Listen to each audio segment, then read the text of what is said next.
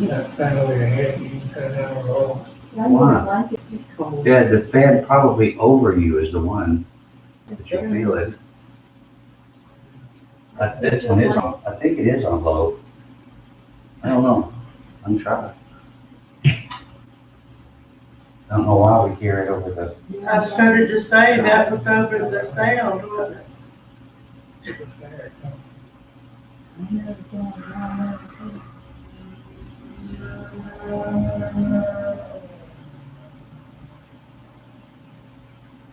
all right, Donna, we're here. I see you're on mute. You don't say on mute. She's in the hospital. Oh, no. Yeah, she's getting that fluid and she couldn't breathe. She had a doctor's appointment and the doctor said she'd go right on to the hospital. Well, Oh, you're off mute. Go ahead and talk, Donna. No, you're not. You're still on mute. Never mind. Anyhow, they took 4 liters of fluid off of her and put her on that liquid Lasix. They're gonna do an endoscopy. She's losing blood somewhere. They want to find out what. Keeps getting anemic and bleeding somewhere. They're working on that. She thought she might have to come home today, but she didn't. She went yesterday. And then her suite is available, which is the emergency room. She just stays there when she goes. She's been to 3 rooms now already in the emergency room. They've moved her around. All right. Dad, do this for a prayer at 7 o'clock. Yeah. That's great. Our Lord, most precious Heavenly Father, thank you once again for this privilege to come together and worship you. We pray, dear Heavenly Father, that you will help us to approach your throne with the right attitude, and the right characteristics. Help us, dear Heavenly Father, to realize how grateful we should be. And we can worship you without any qualms. Be with us as we go through this service. Help us to do those things that please you, and things that are right in your sight. And it's through your Son that we pray. Amen. Amen. All right. It's kind of to recap where we are. In Matthew 9, 18 to 19, a synagogue official comes in and asks Jesus, he bows down before him, asks Jesus, my daughter died, lay your hands on her, she'll come alive. So he got up. On his way there was a woman who had a hemorrhage for 12 years, came up to him, and her idea was, if I could just touch the border of his clothes, I could touch a piece of his clothes, the end of his clothes, I'll get well. Daughter, take courage, your faith has made you well, and once the woman was made well. Then he gets to the official's house, and the musicians and the crowd was there mourning, and Jesus said, leave, for the girl's not died, but just asleep. They do leave, but they laugh at him on the way, but then he enters in, and he takes the girl by the hand, and she got up. And then this news spread throughout the land. Same thing is going to happen after this next thing in verse 31. They went out and spread the news about it throughout the land. But that was a little bit more cryptic. Verse 27. As Jesus went on from there, 2 men who were blind followed him, crying out, have mercy on us, son of David. You there?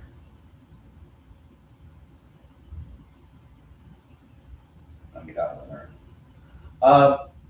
And so, to have mercy on the son of David, and after he entered the house, the men who were blind came up to him and said to them, do you believe that I am able to do this?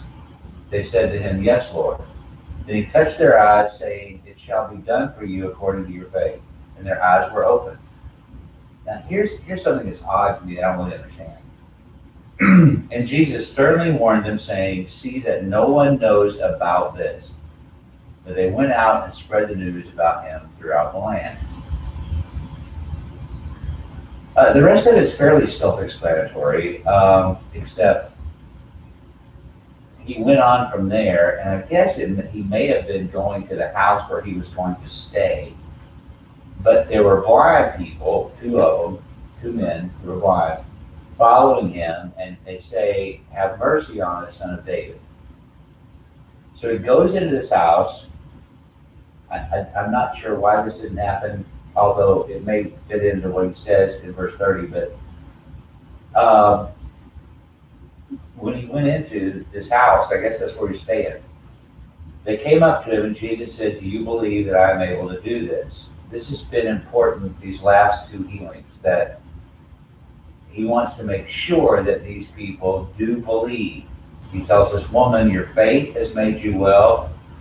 And this other man, Jairus, well, I don't know if Jairus, but the synagogue official, he makes sure that he believes. He says that in verse 18, because he bowed before him and said this. Now, he then says, "It shall be done to you according to your faith." Their eyes were opened, and Jesus sternly warned them, saying, "See that no one knows about this." So this is the first part I wanted to ask about, and I'll go ahead and tell you, I'm not entirely sure. He seems to have no problem with this woman who is healed while he's walking among the crowds in the city. He has no problem with what happens in verse 26, that after he raised this little girl from the dead, that people went out and spread this news. But then he says this is not the only time he's going to say it. "See that no one knows about this." First of all, why would he say that? And it's more than welcome if you want to guess. That's what I often wondered, why he told him not to tell anybody. He'd already done miracles, lots of people. But yet, this one man, he told him not to tell Well, anybody. there's two men, actually. Well, yeah, he tells another one too, but I mean. No, I'm talking like here. There's two blind men here, he tells. Too. He tells don't tell anyone about this. And this is kind of odd because he did not heal these men when they were following him. He waited till he got inside somewhere, wherever he went. And so he says, see that no one knows about this. But then the next verse is just as odd. They ignored him and went and told everybody. I've heard some people say that he knew that they would do that anyway. That doesn't sound like Jesus to me. Well, it doesn't. That he would use some kind of trickery to make them do something he wanted to do. It struck me as they went inside, Yeah, seemingly alone-ish. yeah. At least out of public view. That was the way I took it. Mhm. And that he warned sternly. Yeah. Just say do it, don't do it, like Yeah. you kind of had before and said, He's starting to go away, don't tell nobody about this. But it seems like the word warn struck out at me. and sternly. I mean- And that they were off inside the house. And that gives me the idea that this is something he really wanted them to do or not to do, is to tell about it. And they were welcome in the house. Nobody seemed to notice. Well, that's true too, and I'm not sure. But then in verse 32, the next verse, they're going to leave. Yeah. And then right then, so. And there again, nobody really paid much note to it. I mean, it could even have been some sort of public building, that they went in, because the Greek word for house here, oikos, is used for any kind of building. So, it's just convenient to translate it house. But, and again, I do not know. Jesus is very concerned that they do not tell anybody, and they do it anyway. I do not know why, first of all, that he tells them this, and I don't know why, second of all, that they do it anyway. You'd think they would be grateful enough. They were blind, now they can see, that they would do what he asked. However, it has also occurred to me, he asks them to do something But how could they do it? Or how could they not tell people? That's what I was saying. Maybe, Because they're going home and everybody can see that they can see, and they knew they were blind. well, he used it in my forms, you know, when he did something like that. Maybe he didn't want to be delayed or something too. But he knew that if they told anybody that he couldn't get out of the house to do whatever he was going to do or something. Maybe that's another reason, possibility. What kind of place would this be that two blind men followed him, came inside pretty, I guess, directly, or, you know, right behind him, unnoticed or unremarkable. Then when they were leaving,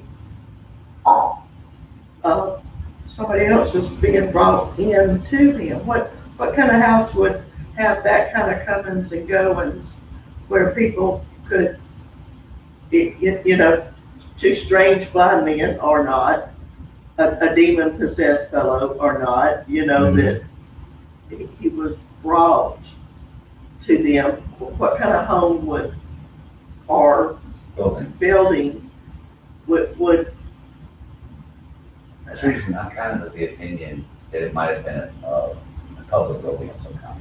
Store, shop, bazaar. Don't know, but this is I wish I knew more about the story than I do, because it brings back more questions. Other than the one big answer that Jesus was in fact able to do this, and people evidently knew that he was able to do this. And I have not a problem, but a question about 27, two men who were blind followed him, crying out, "Have mercy on us, son of David." They couldn't have done that. They had to have help of some kind to do what they did. And did Jesus just simply pull the blind men apart and lead them into this building? Or did their helpers come with them too? But I don't know that it's going to be possible for these men, for very long anyway, to do what he asked them to do.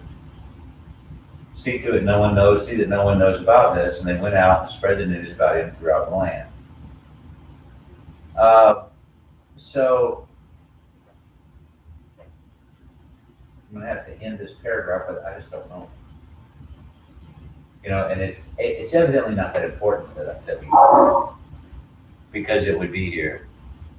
It would be listed here. So, Yeah. This does wind up being another time where Jesus is, I don't know what that was about. This does wind up being another time that Jesus is proclaimed out, you know, his obvious miracles. All right, verse 32. And as they were going out, behold, a demon-possessed man who was unable to speak was brought to him. And after the demon was cast out, the man who was previously unable to speak talked.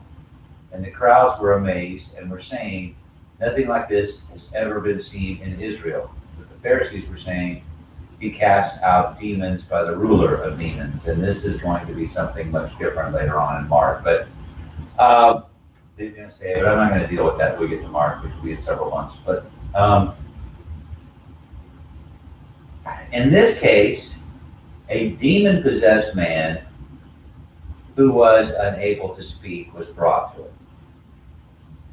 Well, again, here's another question that I have. I do not understand fully what I know from the New Testament what demon possession is.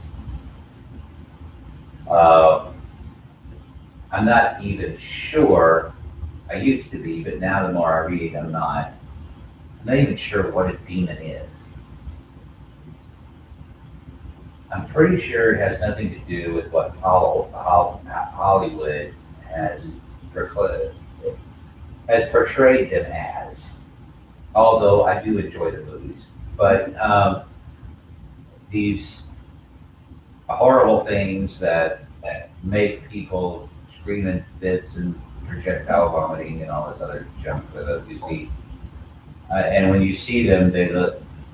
The only guess that I have about what a demon is when he says hell was prepared for Satan or for the devil and his angels. This may be the angels.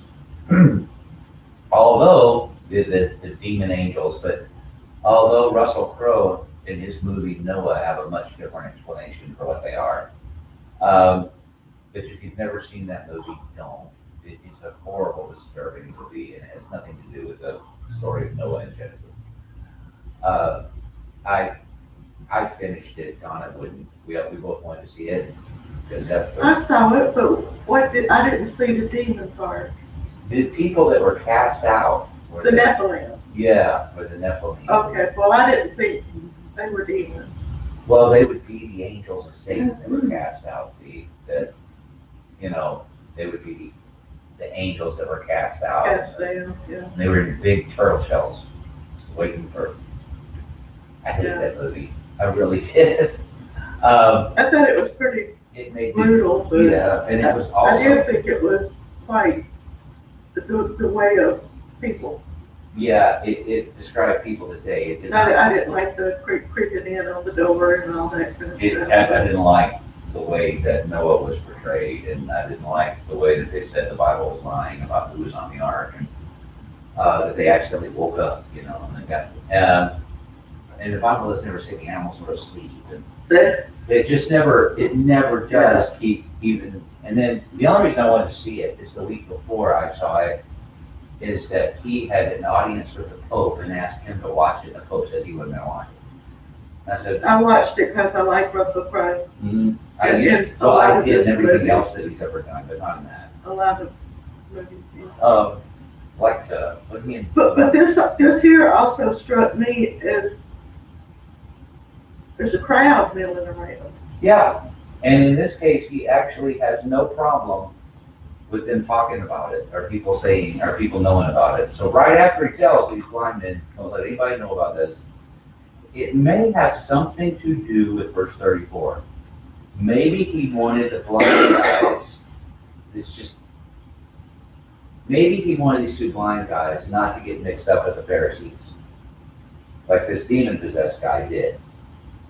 Maybe he wanted them to get away enough from him and from the building after he'd been healed, not to get, because they don't seem to. The Pharisees don't seem to, and let's not forget what we know about the rest of the story later on. In John 11, he heals Lazarus. He raises him from the dead.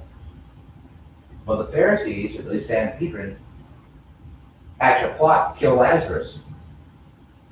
So that, because this is causing all kinds of problems for them, trying to arrest Jesus. So these guys are, they're kind of an ornery bunch, and that's putting it lightly. And maybe he didn't want these blind guys to get mixed up with the Pharisees like this demon-possessed guy is going to. Yeah. Maybe that's why he said, don't tell nobody about this, or you're going to be hassled by the Sanhedrin. You don't need that. None of us do. Maybe that's the reason why. And to be honest with you, that seems about the most plausible reason for him to say that. But now... One other question, please. I've got more that I'm going to ask, but go ahead. With the crowd is making note that nothing like this has been seen I was going to get to that, in Israel. However, They just saw it in the previous paragraph. exactly, and they got note of everything else too up until this point. But how? And I don't really know how to ask this, but other than strange behavior, how did they recognize demon possession? There were obviously mute people for other reasons and crazy people. In all fairness, there's absolutely no It doesn't have to be, from this story, looking at it, that they recognized it at all. All they knew was this man was nude. Jesus knew he was demon possessed. Does that help? Well, a lot of the other times they seem to know, but, Very good. that's a good possibility with that. That is, the mute, It's and they were surprised with the speech. right. They were shocked. Well, I mean, after he cast the demon out, I'm assuming, this is an assumption, but when he cast the demon out, then they knew it was a demon. I can't believe that you could cast a demon out and whatever happens and whatever came out of the guy, nobody could see it, you know. But Jesus has healed the guy, he raised the girl from the dead, healed the blind man, the blind men. Jesus has also fixed this woman who had a hemorrhage of blood, and now he does something to remove this demon and makes this guy talk, and they see him talk. But your question, nothing like this has ever been seen in Israel. Maybe it's the crowd seeing not just this, but seeing everything that's just happened and saying nothing like this has ever been seen in Israel. Because you could make an argument that miracles like these have already been done in Israel. Elijah has raised a young boy from the dead. No. I'm trying to think of anybody, I'm sure there is one in the Old Testament where somebody who was blind could see, but I can't think of one offhand. But, you know, miracles like this had been done in Israel before. It looks like what they're talking about is this has never been done in Israel, where so many of these things are done all in the space of a couple hours. Well, that was my other, was it maybe an increase, like Ghostbusters, you know, where it started happening a lot, and frivolous, but still a comparison that, was it happening more? Or just, was it just because it was happening so often by one man, by one individual? There had been people who could perform miracles of prophets in the past, but I mean, they might go years between them, or may only have one that did. So, you know, they never did them in the space of a day. And it looks like in this case, maybe a couple hours at most. So nothing like this has ever been seen in Israel. I mean, here's a guy that can do this at will and as many times as he wants to. You know, but then the Pharisees, by the way, this is going to be called later in another gospel, the unpardonable sin. I think it's another one, maybe here in Matthew, but I think it's in Mark. But the Pharisees were saying, he cast out the demons by the ruler of demons. So whatever Jesus did, they now know, if they didn't before, they do now, that this was a demon that was cast out. And then Matthew will not go into the rest that was said, you know, about this being the unpardonable sin, the house divided against itself will not stand, things like that. But he's not going to go in. So I'm going to save that until we get to Mark. But oddly enough, we know now that the Pharisees can see this is a demon. If they didn't know before, they know now. What demons are, I don't know. And demon possession, I hear people say it's around today. There's no way that I'm going to even say that, because the demon possession that was in the first century does not make itself manifest like this today. And what people call demon possession today doesn't have anything to do with what Jesus was doing here. Because people who were demon possessed, without exception, the demon possession makes itself manifest in some sort of physical ailment. They're violent, like the guys in the tombs we've already talked about. They won't let the individual speak. They make the individual an epileptic or something like that. It does not have anything to do today with this. I mean, I don't see that. And the people that proclaim or that claim that they can cast out demons, this is not what they do. Well, a lot of the things, like you said, are manifested, epileptic, things like that. There are surely mutes for various reasons and stuff. Jesus knew the difference. He did. And I always wondered, did the other ones not know? You know, because, and my mind is totally blank. John's daddy went mute, Number 70 or, John the Baptist. oh, yeah. But they didn't think he was the demon. Zechariah, yeah. But, And it wasn't, exactly. you know, it wasn't that he was, because he was healed a different way. Jesus knows these individuals are possessed by a demon. The demons know it. We know because they speak to him in the pig thing that we talked about before. I don't know if other people know that the reason this person is the way they are is because they are demon possessed. I do believe that, and this is something that every time I bring this up, that it's always said by a couple of individuals, usually, oh yeah, there is demon possession today, because there are people that are so full of evil in the world today.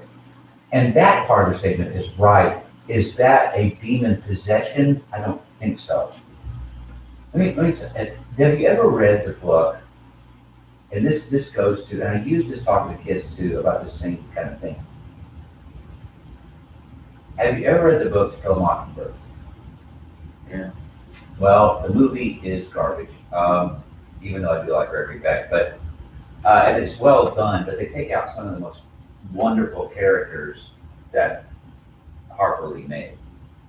One incident is this, and this was brought to me no less by a kid who was failing. My class several years ago, I was teaching this book. There's her Scout's third grade teacher, I think, or fourth grade teacher, Miss Gilmer. When Tom Robinson's verdict is announced, she makes some hateful comment about blacks that Scout doesn't like. The Scout kind of has a problem with it. Because in her class, and this is the 1930s, in her class, Miss Gilmer has condemned Adolf Hitler for his treatment of the Jews. And Scout has a problem with this. How can this woman condemn Hitler but promote hatred against blacks right here? The kid who was failing my class would take a note, wouldn't answer any questions or anything else, but evidently was reading the book. Because he raised his hand. And you know who Bob Ewell was? He's the villain, you know. Horrible guy that evidently had raped and beaten his daughter and blamed it on Tom Robinson. What we used to call poor white trash, you know, he lived in the dump, big, you know, awful, mean, and hateful. This kid raised his hand and said, Dr. Holloway, Adolf Hitler, Bob Ewell, basically the same person. And I was about to go on with something, and I thought about what the child said.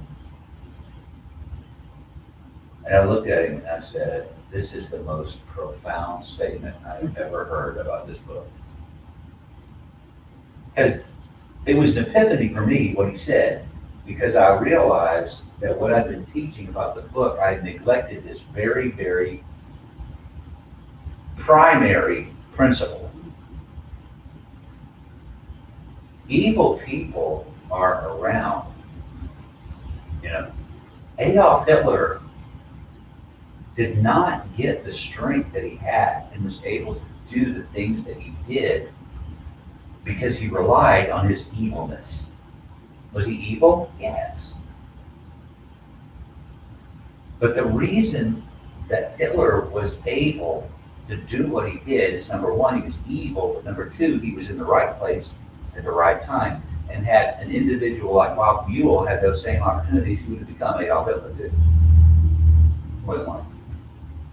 And you look around, you see some of these hate groups, and that's exactly what you got in those groups, is Adolf Hitler's. I mean, same kind of, I'm not scared of those people anymore.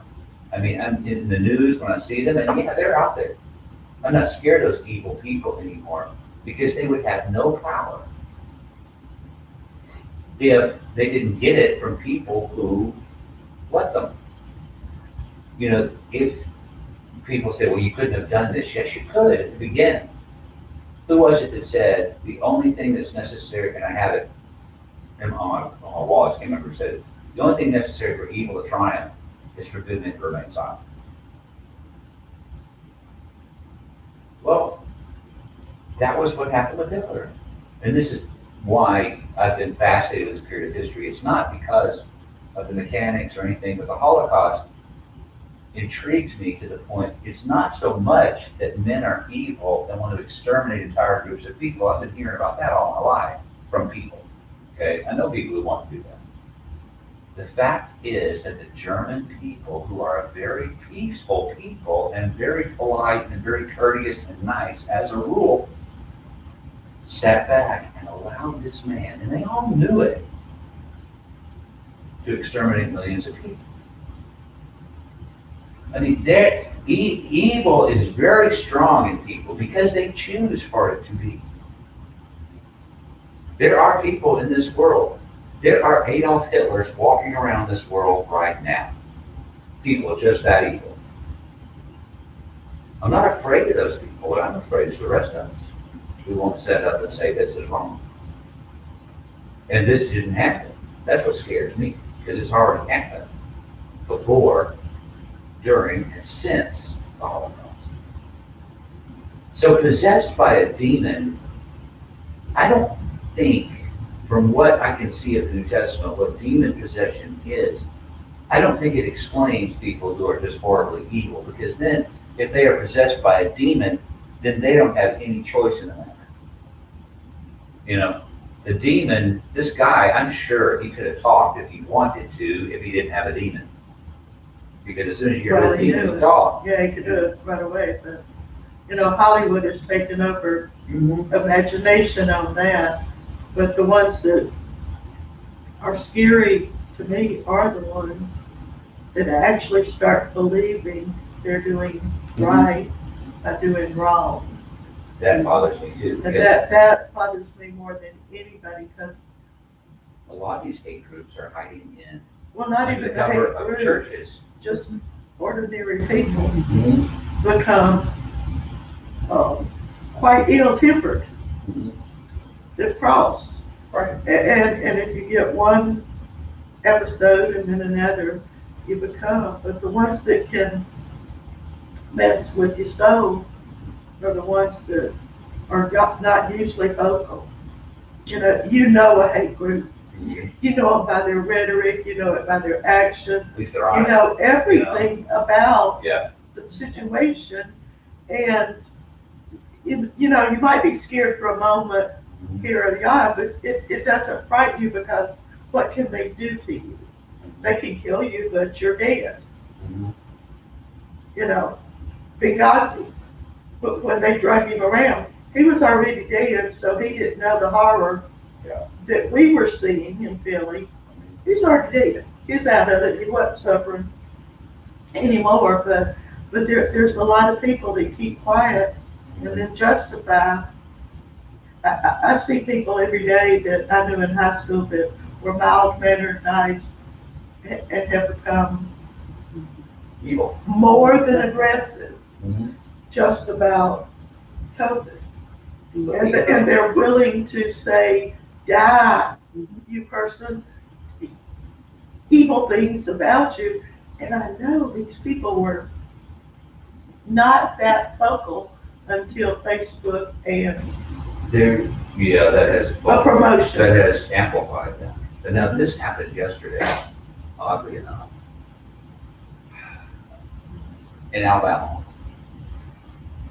there's a young boy, he's a teenager, older teenager, can't remember exactly, I think he was like 16, 17. He lived in a trailer park next to a guy, and he and a friend of his decided to rob him. During the robbery, the guy woke up, the guy hit him with a baseball bat, wound up cutting his head off, and said that Satan had sent him to kill this man. He was arrested, found guilty as a juvenile, and sentenced to death. But they had, the Supreme Court ruled that it's real unusual that you can't sentence a minor to death. So he was sentenced to life without parole, without possibility of parole, which is the highest they can sentence. Well, he is 20 now, and he had successfully gone to the Supreme Court and ruled that when he became no longer a minor, that he was to be resentenced, or that all juveniles are supposed to be resentenced if they're given life without parole, to see if he can somehow attain parole one day.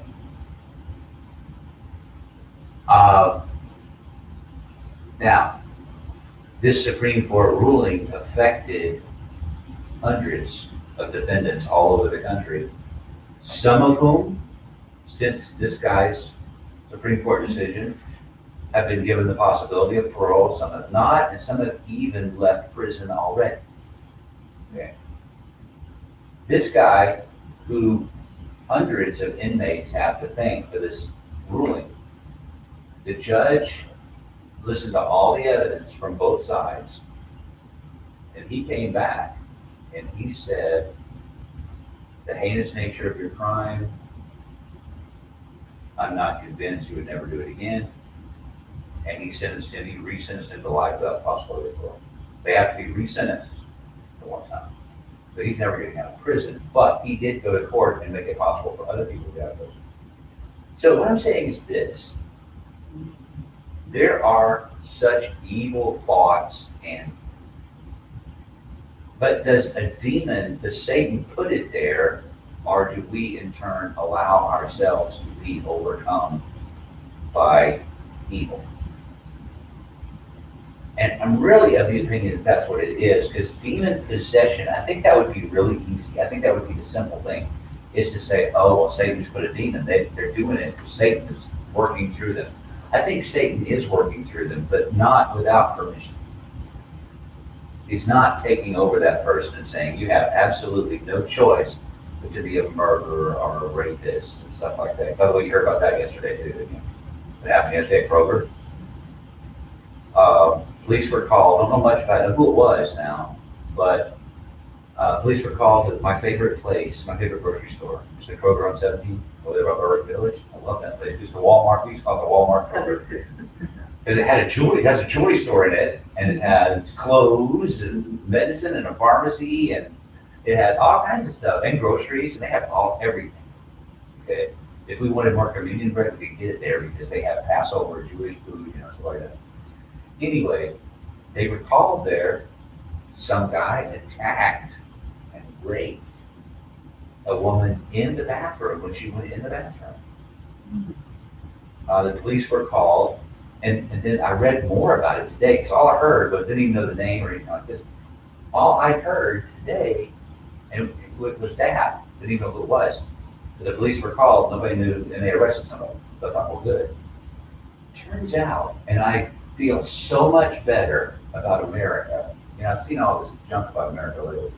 I feel so much better about America because this woman screams in the bathroom. The guy runs out, he's gonna get away. People started chasing him, pelting him with cans, and held him until the police got there. And the more time went by, the more people came out, and he wasn't going anywhere. I bet that was one criminal who was very happy to see the police. But I mean, what kind of depraved individual sexually assaults somebody in a grocery store? You know, there is just, and people say, well, this is the problem in the past. No, there's just certain kinds of things that are accepted and not accepted. You don't prey on people in grocery stores that are shopping for food for their family. And if you do, there's something wrong with you. Whose fault is it? It's his. Okay, it's his. We can point our fingers at Satan and do like Flip Wilson used to do when I was growing up. The devil made me do it. It's not true. It's all free will today. You know? And I want to tell you that story because I'm kind of proud of the people of Savannah. Yeah. You know, I really am, because I never would have thought that would happen. You know, I really never did, because most of us are sheep. We just get out of the way. These people said, oh, no, you're not. And they tackled him. I believe they pelted him with canned goods to make sure he couldn't leave.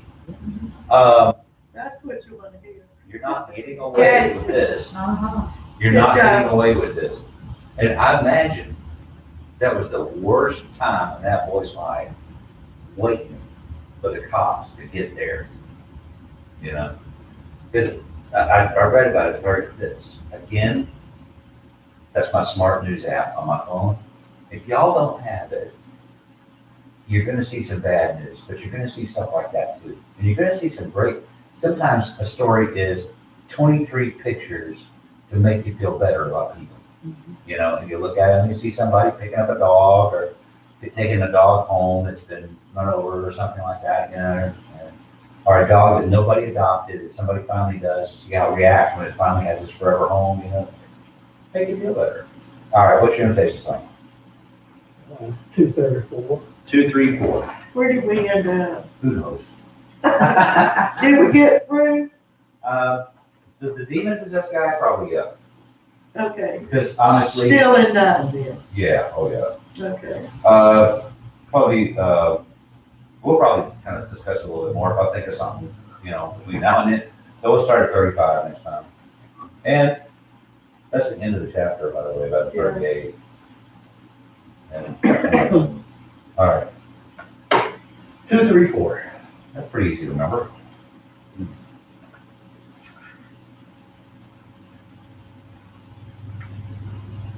In a couple of minutes, we're going to be singing the first verse of the song, and if you stand in need to respond, Lord's invitation, we come so that we stand. And then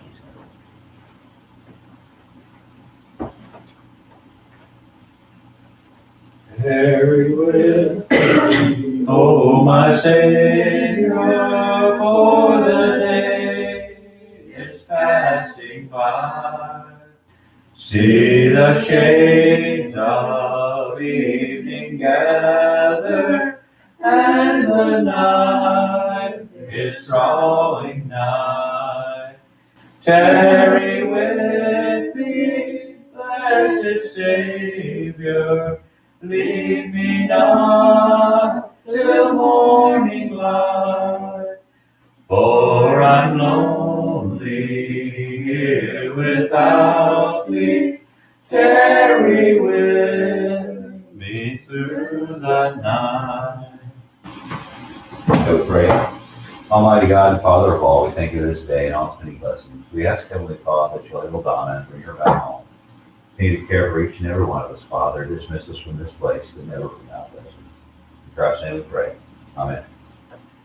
Joe and Kim weren't with us tonight, so they must be in a place with no. They were headed to Miami the last time I heard, and I haven't heard from them since.